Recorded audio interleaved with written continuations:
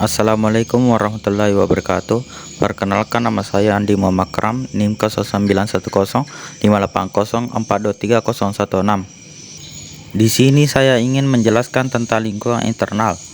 Baik, langsung saja. Lingkungan internal terbagi menjadi tiga. Yang pertama, lingkungan fisik.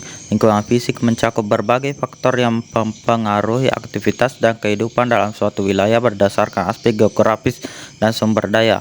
Kondisi geografis mengacu pada lokasi suatu wilayah seperti letak astronomi, topografi, dan iklim yang mempengaruhi aktivitas ekonomi, transportasi, serta pola kehidupan masyarakat. B. Sumber kekayaan alam merupakan potensi sumber daya alam seperti mineral, tambang, air, hutan, dan hasil bumi yang dapat dimanfaatkan untuk pembangunan dan kesejahteraan masyarakat.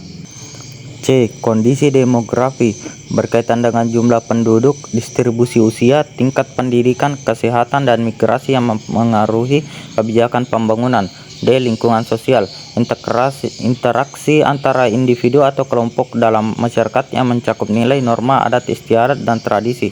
E. Lingkungan politik, stabilitas politik, kebijakan pemerintah, dan sistem pemerintah yang memengaruhi arah pembangunan nasional.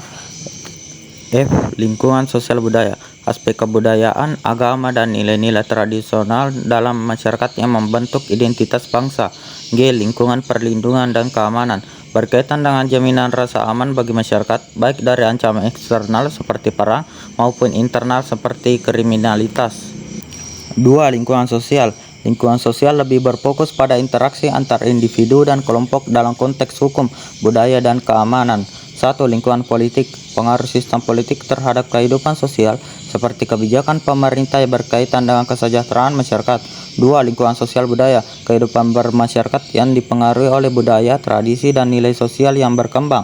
3. Lingkungan hankam atau pertahanan dan keamanan, berkaitan dengan stabilitas negara dalam mempertahankan kedaulatan dan melindungi warga dari ancaman baik dari dalam maupun luar negeri. 4. Lingkungan hukum, sistem hukum yang berlaku untuk menjaga ketertiban dan keadilan dalam masyarakat. Dan yang terakhir, 3. Lingkungan ekonomi domestik.